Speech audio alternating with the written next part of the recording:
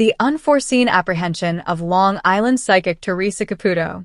Theresa Caputo, a renowned television figure and the Long Island medium, was recently apprehended by law enforcement in an unexpected event. Law enforcement sources indicate that significant charges have been filed against Theresa, while specifics regarding the charges remain undisclosed. Following her detention, Theresa asserted, "I am innocent. I have committed no crime." However, her declaration was disregarded. The officers transported her directly to court. Theresa's future is contingent upon the court's ruling. Her family is exceedingly concerned following the receipt of this news. They contend that Theresa is incapable of such an action. All attention is now focused on the trial. Will Theresa's innocence be established, or will another startling truth emerge? On a typical Sunday morning in Long Island, startling news emerged. Theresa Caputo, the renowned psychic medium celebrated for her poignant readings and distinctive blonde hair, had been apprehended under enigmatic circumstances. Supporters were astonished, tabloids were frenetic, and the spiritual realm was disrupted. Theresa had just completed a private reading at her residence when the police arrived. Initially, she presumed their presence was for a reading or even for safeguarding against one of her more fervent admirers. However, her smile diminished upon seeing the warrant. "Theresa Caputo, you are apprehended for conspiracy to perpetrate fraud and obstruction of justice." Deception?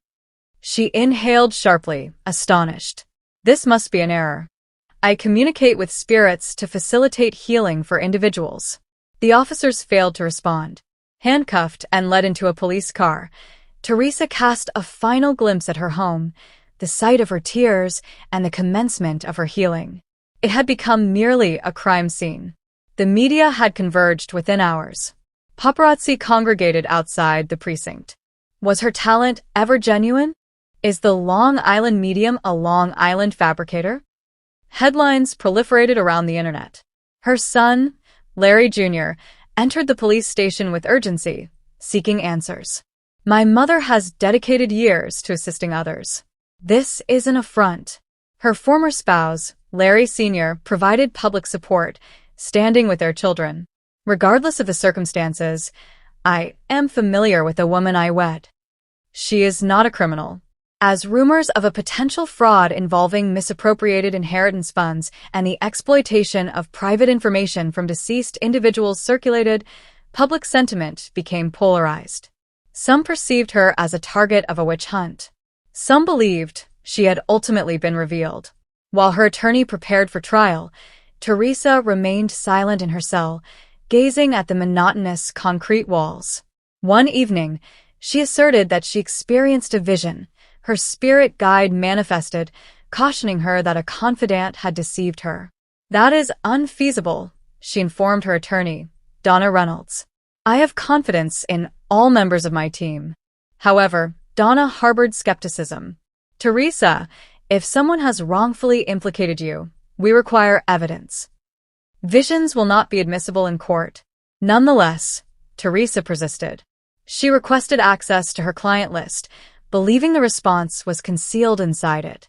At the commencement of the trial, startling new evidence surfaced. Marlene Russo, a former assistant of Theresa, claimed that she was coerced into disclosing confidential information about bereaved families to enhance the perceived accuracy of readings. She also disclosed that Theresa was unaware of the misconduct, since another team member had accepted bribes and fabricated reports. "I was reluctant to accept it," Marlene wept while testifying. "However, I reviewed the invoices. I witnessed their actions conducted in her absence." The courtroom inhaled sharply. Donna faced Theresa, who was suppressing her tears. At that moment, Donna introduced new evidence, a counterfeit paper that implicated Theresa directly. However, forensic specialists verified that it had been modified by an external entity. The true architect of the plan was disclosed: Rick Donovan, a former producer dismissed by the network years prior, who nursed a personal grudge against Theresa for terminating his career. Following 3 arduous weeks of trial, the jury delivered a verdict of not guilty. Theresa collapsed, weeping with relief. Her family hurried to embrace her. Outside the courtroom, supporters displayed posters that proclaimed, "We believe." Justice for Theresa. During an emotional press conference, she spoke to the nation. "I have consistently asserted that I do not select the spirits. Rather, they select me. I feel they assisted me in navigating this challenging period. I was challenged, yet I maintained my faith. I am returning with greater strength for my family, my clients, and those who continue to believe in the efficacy of healing." Months later, Theresa reintroduced her presentation under the new title, Spirit Unbroken. It achieved significant success. Despite the enduring scars from the ordeal, Theresa emerged with a revitalized sense of purpose. Her readings intensified in potency and intimacy. She ceased to depend on producers or extensive teams. It was merely her, the spirit, and the individual requiring mending. Regardless of external opinions, Theresa Caputo was unequivocally certain of one fact. Nevertheless, the evening in Hicksville, Long Island, was tranquil, although Theresa Caputo sensed a change in energy. The chandelier in her dining room flashed, not due to defective wiring, but as a manifestation of the spiritual presence attempting to connect with her for several days. Season 5 of her program had been broadcasting, and she was more occupied than ever with readings, appearances, and book signings. However, this evening, there was a discernible difference. While sipping her hazelnut coffee, Theresa experienced an intense wave of melancholy enveloping her chest. She grasped her heart and murmured, all right. What is your identity? You must provide me with more than this." Unexpectedly, she perceived a knock at the entrance door. It was not a guest. It constituted a signal. 2 weeks prior, Theresa conducted a private reading for a woman named Marie, who had experienced the loss of her husband, Angelo, in an enigmatic boating accident. At that moment, Theresa was unable to resonate with Angelo's essence. The energy seemed weak and remote, as if he were attempting to communicate, but unable to do so.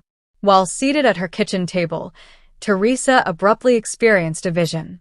A vessel, a tempest, a man vociferating, but no one could perceive him. Subsequently, a gold chain. Angelo was attempting to demonstrate something significant to her. She promptly seized her phone and contacted Marie. "Marie, I must meet with you. The subject pertains to Angelo. He is now audible and comprehensible." Marie arrived weeping, grasping the gold chain she consistently adorned. Theresa's tone became somber as she commenced the reading. Angelo asserts that the incident was not merely an accident. Another individual was implicated. A trusted friend, an individual who coveted his possessions. Marie became immobile. "Are you referring to Vince?" Vince was Angelo's long-standing business associate who assumed control of the company following his demise. Theresa acquiesced. "Angelo is demonstrating the marina to me," he states. "Examine the ledger. Verify the figures before to the journey." Marie inhaled sharply. She always considered it peculiar that the insurance reimbursement was sent solely to Vince, circumventing their mutual agreement. Theresa was unable to sleep that night. Angelo was not the alone spirit attempting to manifest. Gradually, a floodgate was opened. A teenage girl who perished in a hit-and-run, a war veteran whose medals were pilfered and pawned, and a mother who stated, "Convey to my sister that I forgive her." Her residence resembled Grand Central Station for the deceased. "I must document this immediately," Theresa remarked, seizing her spirit journal. However, prior to her completing her notes, the chandelier flashed once more, this time with greater intensity. On the following day, Theresa visited the studio to record a new episode for Season 5. Upon entering the green room, she was enveloped by another surge of electricity. A spirit was trailing her, a woman named Lorraine, who incessantly said, "You overlooked me. You overlooked me in Season 2. I remained in anticipation." Theresa experienced a profound sense of despair. Lorraine had approached her previously during a hurried group reading but failed to convey her message. She had returned, seeking resolution. That evening, Theresa located Lorraine's daughter on Facebook and made contact. Theresa conferred with her producer, detailing the events that transpired since the season commenced. We overlooked 5 significant cases, she stated. 5 narratives that had the potential to provide healing. However, they are not misplaced. They are merely postponed. The producer acquiesced. Let us conduct a special segment. Literally everything you missed. Season 5. We shall revisit the overlooked, the unheard, and the unresolved. Theresa exhibited a smile. Let us grant these spirits the tranquility they have long sought. Nevertheless, on a tranquil fall afternoon in Hicksville, New York, Theresa Caputo, the renowned Long Island medium, experienced the familiar tingling feeling at the nape of her neck. Weeks had elapsed since she last encountered a profound spiritual experience.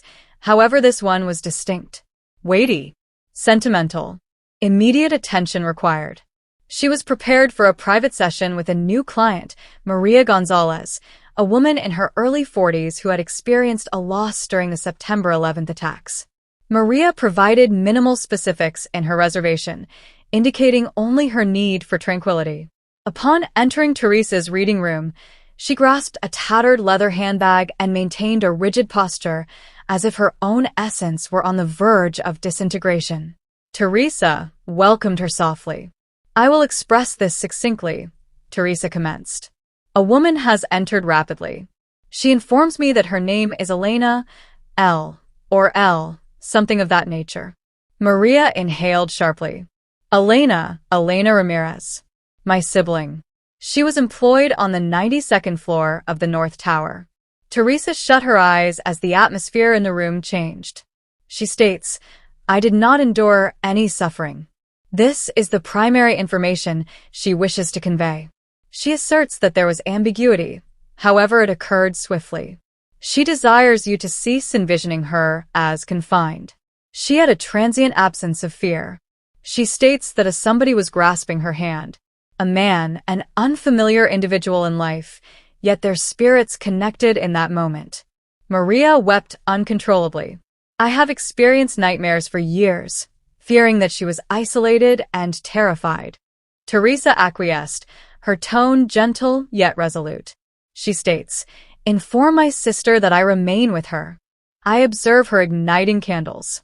I observe her weep each September. I observe the photograph by your bed. Maria's hands quivered. That photograph was captured 1 week prior to the attacks. I converse with it nightly. Theresa exhibited a smile. She perceives you, dear. Each individual word. Subsequently, the room became increasingly frigid. Theresa grasped her chest.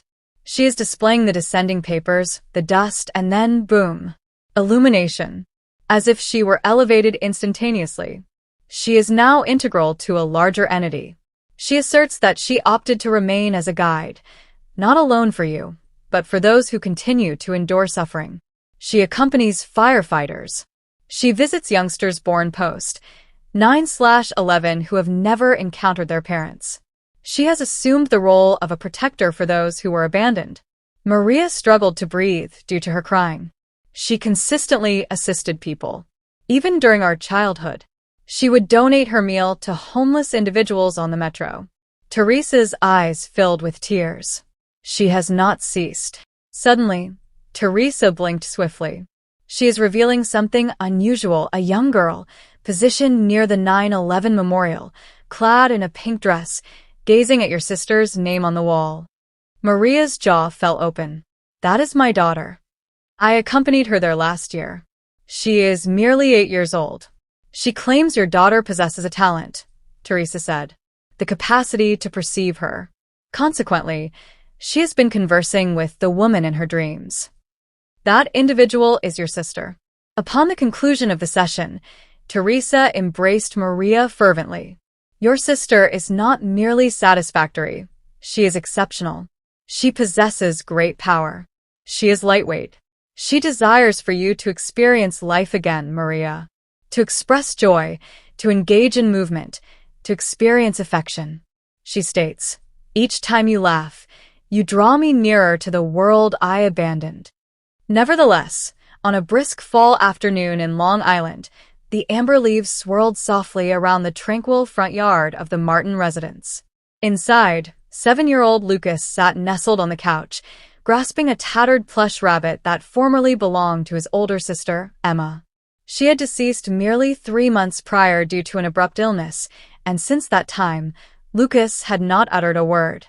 He refused to sleep in his own room, seldom smiled, and had not resumed attending school. His parents, distraught and powerless, had exhausted all options. One evening, Marissa, Lucas's mother, viewed an episode of Long Island Medium on television. She had observed Theresa Caputo assist bereaved families in re-establishing connections with deceased relatives. Desperate and out of alternatives, she submitted an email.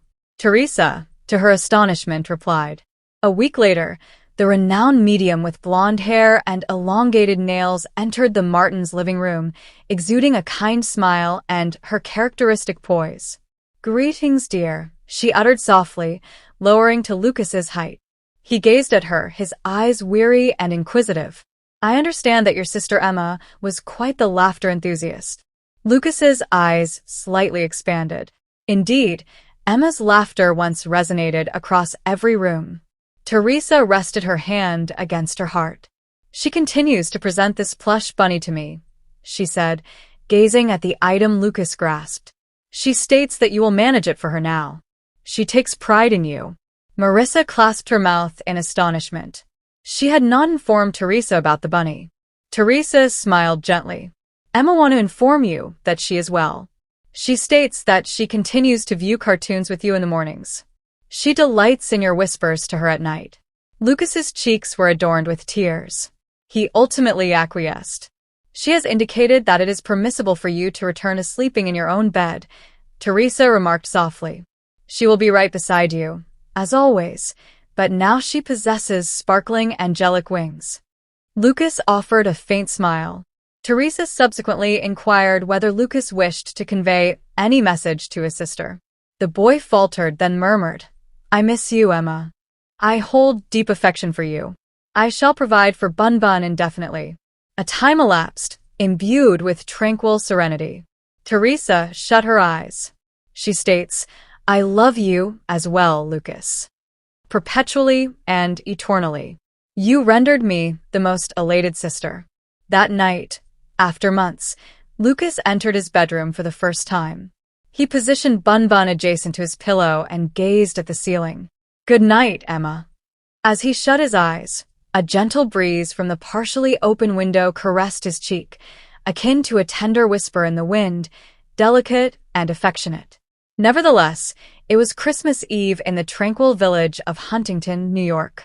Snow descended softly outside the frosted windows of a snug community hall, where families convened for an annual holiday celebration. This year was distinct. Theresa Caputo, the Long Island medium, was a special guest in town. Her presence had already generated a palpable thrill. However, no one could foresee the extraordinary magic this Christmas would entail. The inside was permeated by the inviting aromas of pine, cinnamon, and hot cocoa. Children giggled by the tree as parents enjoyed cider, recounting tales of yesteryear. Theresa, attired in a shimmering red gown and her characteristic elevated hairstyle, positioned herself beside to a fireplace adorned with glimmering lights and stockings. She was prepared for her private holiday readings, an activity she hardly engaged in publicly now. She commenced in a composed tone. "The spirit is indifferent to the day. It manifests when we require it the most." What more opportune moment to receive communication from our cherished ones than over the holidays, when their absence is most acutely felt? Her initial reading was for an elderly woman named Mary, who sat solitary by the punch bowl, her gaze ensnared in contemplation. Theresa approached delicately. "Darling, there is a man present, tall, resolute, and exceedingly obstinate. He is vociferously expressing himself towards me, but in an affectionate manner. He states, 'Instruct Mary to cease feigning indifference to my absence.'" Mary inhaled sharply, placing her hand over her mouth. "That is my spouse, George. He consistently mocked me whenever I attempted to conceal my emotions." Theresa grinned and acknowledged with a nod. "He expresses nostalgia for dancing with you in the kitchen on Christmas morning." Tears streamed down Mary's cheeks as she murmured, "I believed he was lost eternally." Theresa caressed her hand delicately. "He is never completely absent, dear. He is with you, particularly when that vintage Nat King Cole record is played." Throughout the room, individuals remained silent, some dabbing tears, while others were merely astonished by the link manifesting before them. Subsequently, she directed her attention to a teenage kid named Lucas. He remained silent throughout the evening, grasping a faded photograph of a young girl adorned with freckles and pigtails. Theresa crouched before him. "Your sister recently passed away, correct?" Lucas acquiesced meekly. "She is displaying her preferred sled and a hill where you previously raced together. She claims that you consistently allow her to win. She is giggling and stating, 'Inform Lucas that I remain swifter than him.'" Lucas's lips quivered before forming a subtle smile. "She consistently asserted that she advises against feeling sorrowful tomorrow," Theresa remarked gently. "She will be present when you unveil her final gift." The space was suddenly suffused with emotion, elation, sorrow, restoration, and tranquility. Gradually, additional spirits manifested, conveying affection, recollections, and messages of optimism. In each session, Theresa provided warmth, understanding, and her distinctive wit, eliciting laughter amid sorrow. By the conclusion of the evening, the room ceased to seem burdened by grief. Instead, it vibrated with nostalgia and camaraderie. The visitors gathered around the tree, hands clasped, as Theresa ignited a final candle for all the cherished ones observing from the beyond. "Spirit is the most exceptional gift we could ever desire," Theresa stated, her voice unwavering. "They require neither wrapping paper nor bows. Merely our affection. They consistently return it, particularly over Christmas." That evening, illuminated by the fireplace and candlelight, no one in the room experienced solitude. Theresa Caputo bestowed upon them the most profound gift of all, a Christmas enriched with presents rather than mere presence. As the snowflakes swirled outside, so too did the spirits, quiet, joyful, and eternally embedded in the hearts of everybody there in that room. Greetings, esteemed viewers. Welcome to my channel. I am Mina, and I hope your day is going splendidly. If you like the video, please remember to subscribe to the channel.